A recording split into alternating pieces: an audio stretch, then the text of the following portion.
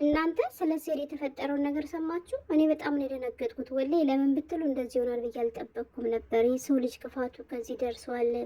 ቆይ ምን ችግር አለ በሌላ ነገር ቤት በቀሉት። ለዚሁ ደግሞ እንቅልፉን አጥቶ ቁጭ ብሎ እያደረ ለሚሰራው ስራ ይችም እንጀራ ሆና ምቀኛ በዛባት ነው የሚል ምጣ በዛባት ይላል ያገሬ ሰው። ቆይ ከሰው ጉሮሮ የሚቆሙ ሰዎች ግን ጤነኞች ናቸው?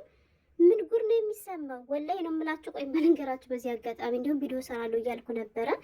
ለረጅም ዓመት ፌስቡክ ላይ የማውቀው አንድ ሰለሞን የሚባል የወልቃይት ጠገዴ ልጅ ማለት ነው የሀገሬ ልጆች ሲኖር የነበረው አሜሪካን ሀገር ነው። ያው ግን ገና ወረቀቱ አልተስተካከለለትም ነበርና ወረቀቱን ለማስተካከል ደፋ ቀና እያለ ባለበት ሰዓት ነበርና የራሱ የሀገሩ ዜጎች እንግዲህ ጠቁመው እሱ የወረቀቱን ፍቃድ ወይም ደግሞ ጥገኝነቱ ተቀባይነት እንዳያገኝ አድርገው እሱን ከአሜሪካን ሀገር አባረሩ ሲባል ሰምቼ በጣም ነበር ያዘንኩት።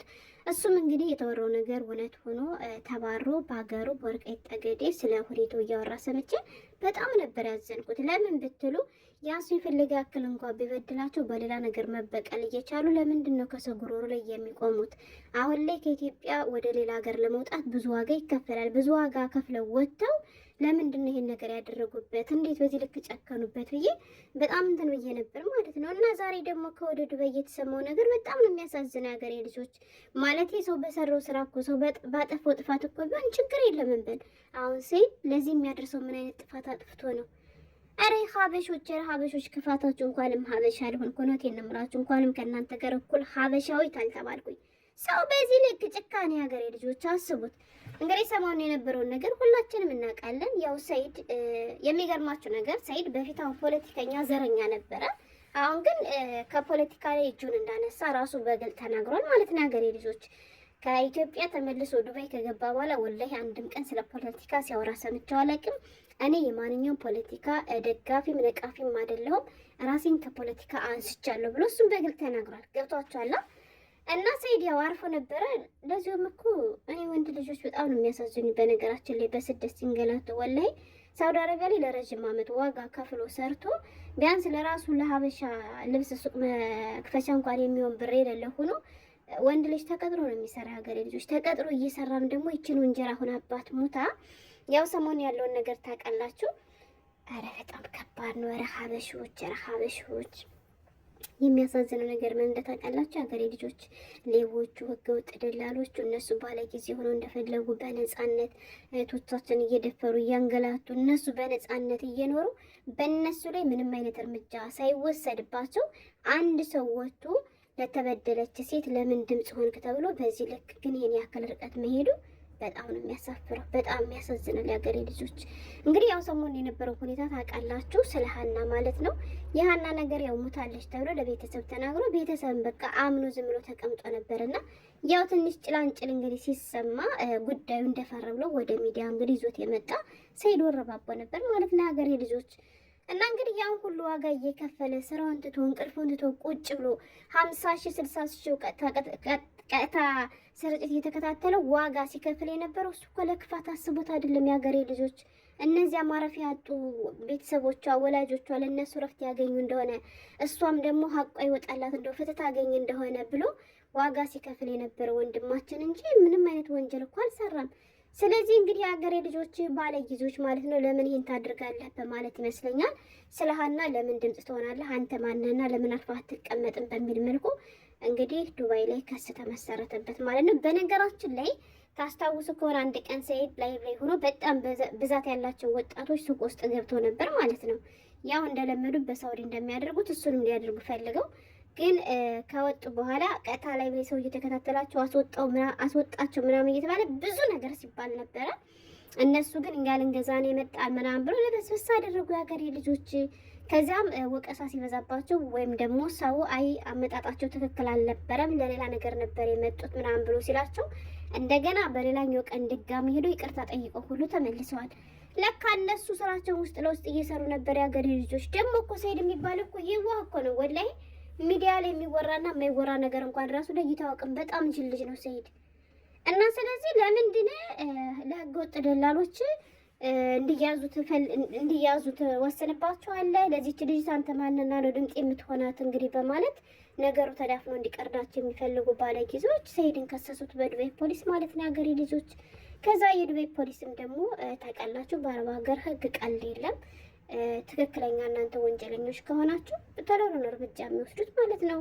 እና ሰኢድ ትናንትና ያው ምንድነው በመንግስት አካላት ተይዞ እንደነበረ እና እስር ቤት ወይም ደግሞ ፖሊስ ጣቢያ እንደቀረበ ሰምተን ነበረ። ዛሬ እንግዲህ ሰኢድ ቪዲዮ ሰርቷል። ድጋሜ ልታዩም ላታዩም ትችላላችሁ የሚል መልእክትም አስተላልፏል። ከዛም ደግሞ ቀጥታ ላይ ብለም ስርጭት ገብቶ እንግዲህ እኔ ወደ ሀገሬ ልሄድ ነው በዚህ 5 ወር ውስጥ በዚህ 5 ቀን ውስጥ ከዱባይ መውጣት እንዳለብኝ ከዱባይ ፖሊስ መጥሪያ ደርሶኛል ብሏል። በዚህ 5 ቀን ውስጥ እንግዲህ ዱባይ ለቅቄ የማልወጣ ከሆነ ከፊሌ ወይም ደግሞ አለቃዬ እንደሚጠየቅ ወይም እንደሚያዝም ነግረውኛል ብሎ እንግዲህ ማለት እሱ በቃ አይደል ለኔ ማለት ደህና ያልተረበሸ ምናምን ሊመስል ይችላል እንጂ ግን በጣም ነው የምትረበሹት። እንዳልኳችሁ መጥቶ ብዙም አልሰራም። እነዚህም ተቀጥሮ የሚሰራ ሰው ገና ወደ ዱባይ ከመጣ 6 ወር ነው። የልጆች አባት ነው፣ ልጆች አሳዳጊ ነው። እና አንዳንድ ሰዎች ግን ጭካኔያችሁ ወላሂ እንደዋለ የስራችሁን ይስጣችሁ። ምን ጉር ናችሁ? ቆይ እንዴ ምን ችግር አለ በሌላ ነገር ብትበቀሉት? ከዚህችውን ብሳ ደግሞ ይሄ እንጀራ ሆኖ ለአረብ ሀገር ኑሮ ደግሞ እንደዚህ ያለ እርምጃ እንዲወሰድበት አሳልፋችሁ ትሰጣላችሁ። እና በቃ ሰኢድ ወደ ሀገሬ ልሄድ ነው፣ ምንም ማድረግ አይቻልም የሀገሬ ልጆች ብሎ በጣም እያዘነ ሲናገር ሰማሁት። እኔ እንደው መጀመሪያ ከሌላ ሰው ነበር የሰማሁት። እውነትም አልመሰለኝም፣ አላመንኩም ነበር ወላሂ። ከዚያ ግን ራሱ ገብቶ ምንም ማድረግ አይቻልም፣ ወደ ሀገሬ ነው የምሄደው፣ ከሀገሬም ገብቼ እሰራለሁ አለ። የሚያሳዝነው ነገር ግን ከዚህ ከሰው ሀገር ላይ ይህን ያክል ርቀት ሄደው እንደዚህ ዋጋ ያስከፈሉት ከሀገሩ ላይ ደግሞ ህይወቱን እስከ ማጥፋት ደረጃ ራሱ ሊደርሱበት ይችላሉ የሀገሬ ልጆች። አስቡት። አንድ እንዳልኳችሁ በመንግስት የሚፈለግ ሰው ነው። ለምን ሌላ ነገር አድርጎ ሳይሆን ያው በፖለቲካው የመንግስት ተቃራኒ ስለሆነ ማለት ነው። ገብቷቸዋል። ለዚያም ነው ኢትዮጵያ ሳውዲ አረቢያ ስንት ዓመት ቆይቼ ኢትዮጵያ ገብቼ የናፍቁ ቤተሰቦችን ሳላቸው መጣለ። ደግሞ የሚያሳዝነው ነገር ሌላኛው አሁን በቅርቡ እህቱን አጥቷል። አዘንተኛ ነው። ገብቷቸዋል። የእህቱን አዘን እንኳን በቅጡ ሳያጣጥም ነበር ስለ ሀና እንደዚያ ጉረሮ እስከሚደርቅ ድረስ ድምፅ ሲሆናት የነበረ። ቆይ ግን ይሄን ያክል ጭካኔ ከየት ነው የምታመጡት? አላህ ስራችሁን ይስጣችሁ። የተማመናችሁበት ስራ ይክዳችሁ። በዚህ አጋጣሚ እያንዳንድሽ ማለት ነው አረብ ሀገር ላይም ሆነ በማንኛውም ሀገር ያለሽ ጥገኛ ስደተኛ ሁሉ ማለት ነው ነግበኔ ነው። አያችሁ ሀገሬ ልጆች፣ የሰው ቤትና የሰው ሀገር አያኮራም። በነገራችን ላይ ወላሂ አሁን ብዙዎቻችን ይሄን ያክል አመሰርቼ እገባለሁ ይሄን ያክል ኮንትራት ቀረ ምናምን እንዳለ ነገ ምን እንደሚፈጠር አናውቅም። እሱ በመንግስት አካላቶች ነው አይደለ? እኛ ራሱ በምንሰራባቸው መዳሞች ነገ ምን እንደሚፈጠር አናውቅም። ከመሬት ተነስ ሰዎች ነንና የሆነ ጥፋት ልናጠፋ እንችላለን። ያ ጥፋታችን ደግሞ እንግዲህ ሀገሩን ቤቱን ለቀን እስከ መውጣት ድረስ ምክንያት ሊሆንብን ስለሚችል ሁሌም ዝግጁ እንሁን ነው የምላችሁ። እኔ በእርግጥ ለመጀመሪያ ጊዜ አይደለም እንደዚህ የምላችሁ፣ ሁሌም ነው። መቼ ትመጫለሽ እንኳን ስባል ወደ ኢትዮጵያ አላውቀውም ነው የምለው። ለምን የሰው ሀገር ስለሆነ እኔ እንኳን የመስራት እኔ እንኳን የመፈለግ የመቆየት ፍላጎት ቢኖረኝ እነሱ ውጭ ካለ ወይም የሆነ ችግር ከተፈጠረ ወደ ሀገሬ ከመግባት የሚያግደኝ ነገር ስለሌለ ማለት ነው። እና ሰያዬ አላህ የተሻለ ነገር ይስጥ። ወላሂ እኔ ግን በጣም ነው ያሳዝነኝ።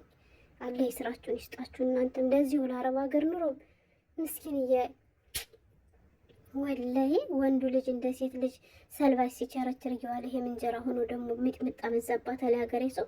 ለዚህም ደግሞ ቀንተውበት ኧረ በጣም ነው የሚያሳዝነው። ያበሻ ክፋታቸው ግን እስከ መቼ ነው በዚህ የምትቀጥሉት? አላህ ስራችሁን ይስጣችሁ።